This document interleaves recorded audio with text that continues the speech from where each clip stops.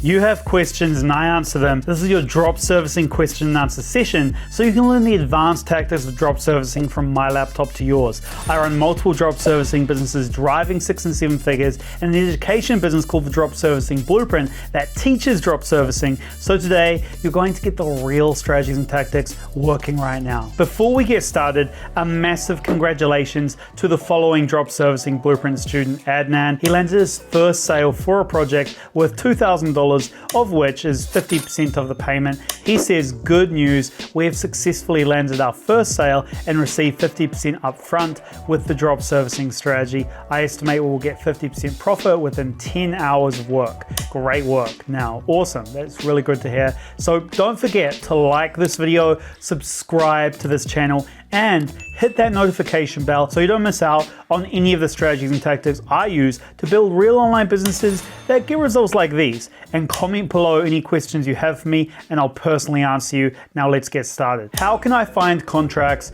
to sign with my freelancers? Well, there are many websites online where you can find free templates to create contracts with freelancers. For example, Jotform has a ton of great templates that you can use, and the best part, they're completely free, right? So it's generally recommended as well that when working with freelancers that you use contracts to, help lock them in to the relationship and also just make things more formalized essentially. I didn't really use contracts for years though, and really never had any issues. So you should always sign at least a non-disclosure agreement though with the freelancer so that they, don't share any of your portfolio work on their own, and also include the type of thing in the contractor's agreement that, you have them sign. So those are some important points, but you can get all of those contracts for free online as templates. Next question, why doesn't the client go directly to the freelancer? Well, this never happens, and there's a very simple reason for it. Let me tell you the story of the golden goose, which is a favorite of mine. You guys will hear me repeat it a lot. So a hard-done-by man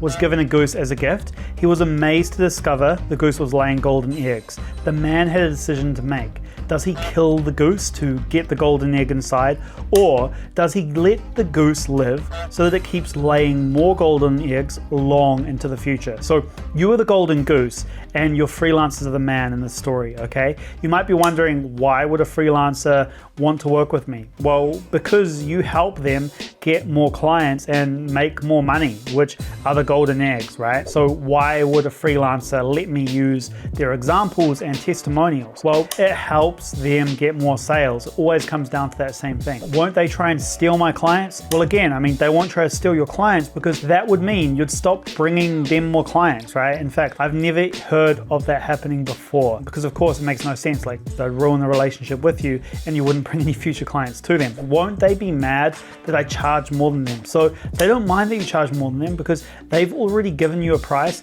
that they're very happy with. It just so happens that for you, this price is cheap and you can charge your clients 5 to 10 times more. So you are the golden goose for these freelancers, and they want to keep on getting your golden eggs. Now, here is the key, you see.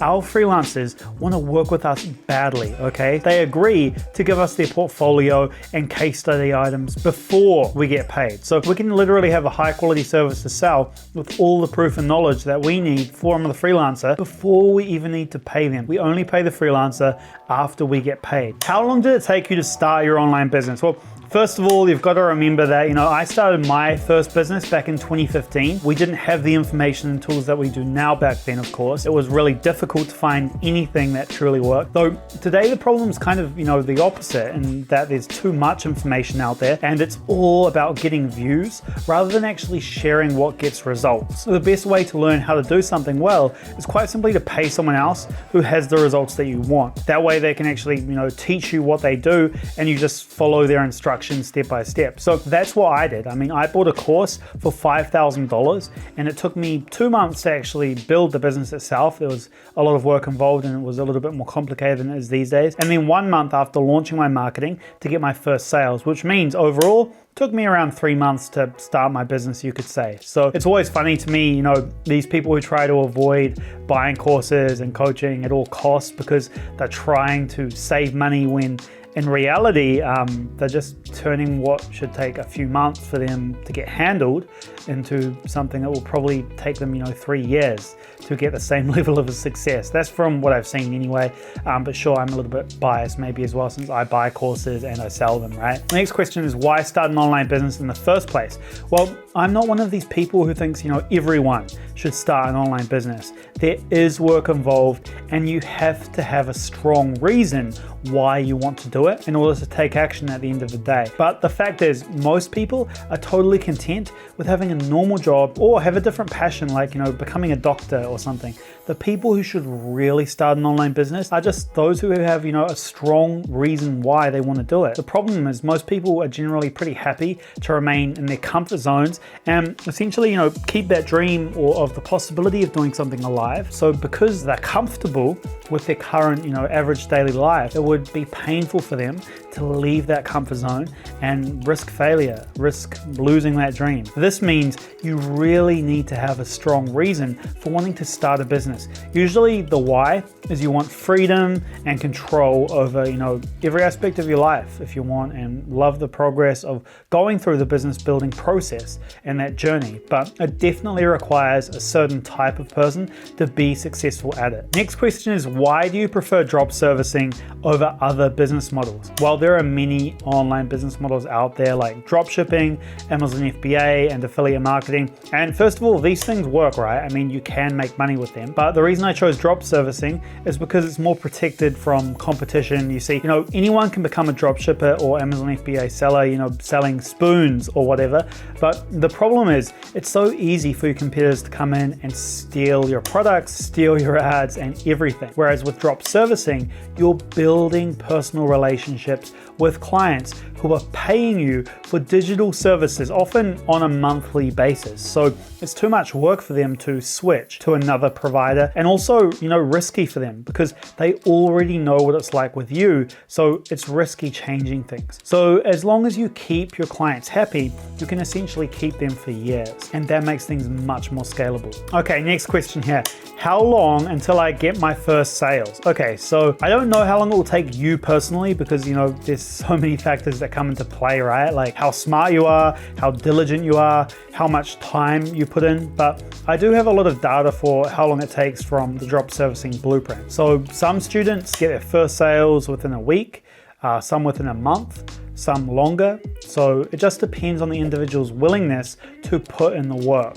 You can only really do, what you can with the time and energy that you have. So it's about managing that time and energy, then directing it to the tasks that are important to your goal. Next question is, what if your clients know you're working overseas? Well, they usually do know. It's not a big deal. Remember, we're in the 21st century. We're all part of a global economy operating on the internet.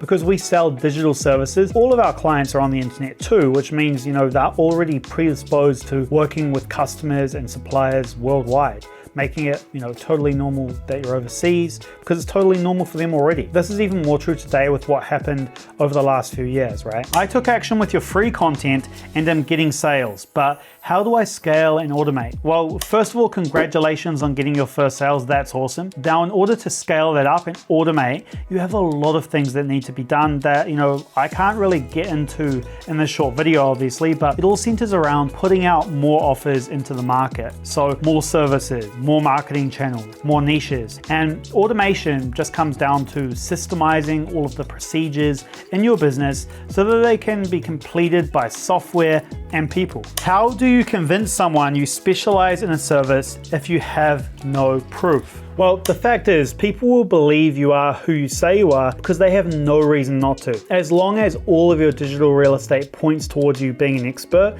in a certain niche, then you're good. I mean, in terms of specializing in a service, it's pretty simple. You just get example work from your freelancers. Then when it comes to, your own personal knowledge, you just build up enough knowledge so that you can sell the the thing, or at least know more than your potential clients. You'll always be, more of an expert than they are with a little bit of research. Next question is, how much money is needed to start? Well, the fact is, some people will get results by spending $0 to get their first sales. The more resources, the better. But of course, like I said before, you can only do what you can with what you have, right? It's not about how much time and money you have. It's about how willing you are to commit to taking action with what you have. So the more of a resource you have, the better, of course, but you will get results, whatever resources you have. It's just about deploying them in the right places and in the right way. Okay, so listen, the video is not over yet. If you want to get more help in terms of a course, coaching, or community for drop servicing, then click the link in the description below to learn more. If you haven't already, subscribe to the channel and hit the notification bell right now so you don't miss out on any more strategies and tactics to help you make money online. And comment below, any questions at all that you have for me, and I'll personally answer you. Now, I recommend that you check out this video here. If you want to go deeper, just click the video on the screen that you see there, and let's talk over the next video.